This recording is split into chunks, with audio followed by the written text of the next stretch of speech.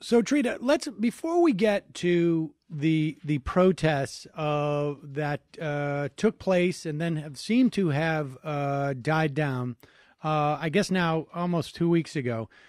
Just give us a sense of because I don't think we hear very much about Iran and about the structure of politics there, to the extent that Iran gets any type of interest or recognition on in the media. It's generally they're either it's a question of whether or not they're upholding their end of the bargain when it comes to this nuclear deal, and beyond that, then of course they're a horrible monolithic country that the question is whether or not we're going to bomb them. So just give us a broad sense of what the politics are in Iran these days. Well, it's been very interesting because these protests have taken people by surprise, a lot of people by surprise, not because there wasn't a very dire situation economically, but because the protests came from a segment of society that largely has not been at the center of Iran's political development for the last 20 years at least.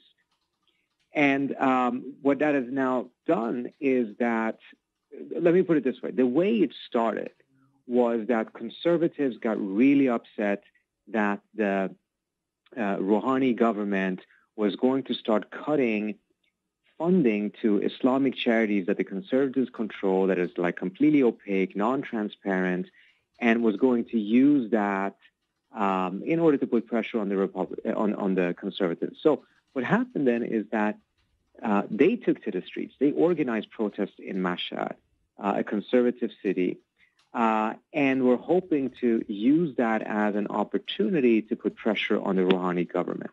It completely backfired because ordinary people that were very frustrated economically took to the streets to show their discontent with the entire system, not just with Rouhani, but with the conservatives and the entire establishment. And things got out of control. The Rouhani government then believed that the conservatives broke a rule, that they crossed the red line, in which they took their fight between each other to the streets. So now Rouhani is essentially giving them, responding in kind, and is kind of siding with the protesters, saying they have a right to protest, calling for the protesters who have been in prison, roughly 3,700, to be released, and saying that their concerns are not just economic, because that's where Rouhani is vulnerable, but it's actually political. It is social frustrations that they have. That's where the conservatives are vulnerable. And what's interesting with all of this is that it shows that some of the discipline within the government and within the ruling elite has started to fall apart, because they're willing to use street protests against each other, even if it risks the entire survival, or at least the perception of the survivability of the regime. It also shows that the protesters had leverage, because they forced the country to have a conversation, forced the elite to have a conversation that they otherwise would not. I mean, it's fascinating that we're talking about mass protests that were I guess participated in by multiple people with very, very different agendas. Is that what we're to understand? Yeah, because everyone is frustrated more or less in Iran because of the economic situation and because of the political restrictions and suppression. But this was not an organized thing. This was not led by a specific individual or group of individuals that had leadership, etc. This is just a lot of people going out because they're frustrated. There was no unison of what they were asking for or anything of that kind, which really does show that the frustrations are very, very deep and diverse. But there has not been any organization that has managed to channel these frustrations and translate them into a political agenda with specific political demands. Is there how much of an opportunity is there for something like that to occur in a country like Iran? Like, is there like, if that was to if someone was to arise to lead some type of political movement? I mean, is Iran open enough that someone could do that organically? Would it have to be someone who is already in a position of power who sort of suddenly moves towards a slightly different position in terms of their perspective on society to organize something like that? I mean, where could that type of leadership come from? There are protests in Iran, and there are those that are protesting that are outside of the system. The labor movement and others, for economic reasons, have been protesting for quite some time. But the government has a pretty strict control of these things, so it never really manages to grow to something big. And particularly if they start seeing that movements of this kind starts to develop a strong leadership, and that actually it starts becoming a much more potent threat to the government, that's when you definitely see the government clamping down. That's why it is much easier for movements to come out of the regime itself, whether it's the conservatives or the Green movement and the reformists. At the end of the day, they were from within the system. Right. Because they have the capacity to organize without necessarily facing the same degree of restrictions as those who are outside of the system would do.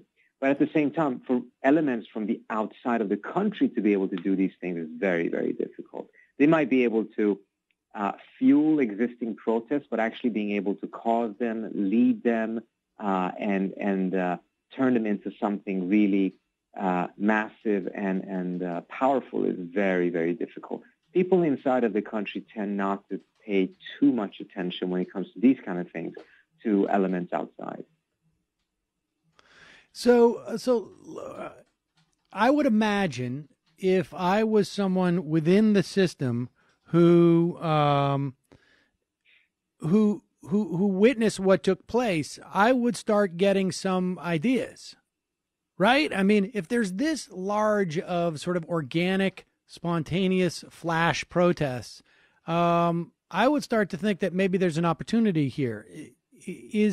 Are there individuals that you are aware of, or that is widely aware of, or that people speculate about within the Iranian government who may have looked at what just took place and said, there's a lot of energy there. Maybe I can harness it to do X? Oh, there's certainly elements from the outside that have tried, and you have some groups such as the Iranian Mujahideen, a terrorist organization, that immediately jumped on this and tried to make it appear as if this was something that they were driving or that these protests were in favor of them, which clearly is not the case.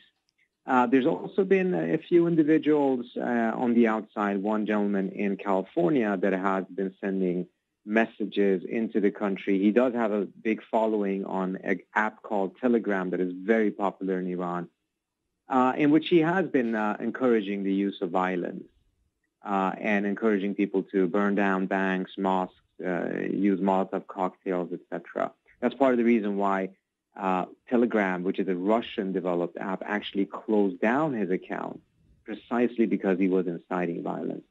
But I'm still not convinced that those elements on the outside are driving things. Will they have some degree of influence? Probably yes. But the bottom line is that people are frustrated in Iran for a variety of reasons, and they had expectations that things would be getting better after the nuclear deal, and economically things have not gotten much better. And there's that particular disappointment you have when not only things are bad, but you actually expected things to get much, much better, and that did not happen. Right. That kind of dissonance between expectations and reality is, I think, sort of classically where you see mass protests and sometimes exactly. Revolutions. All right. Well, we got to take a quick break. When we return, I want to talk more broadly about the implications of those protests on the nuclear deal, where we are on the nuclear deal, and get a sense of what's happening in this country relative to that deal as well. Trita Parsi will be right back. I'm Sam Seder. This is Ring of Fire Radio.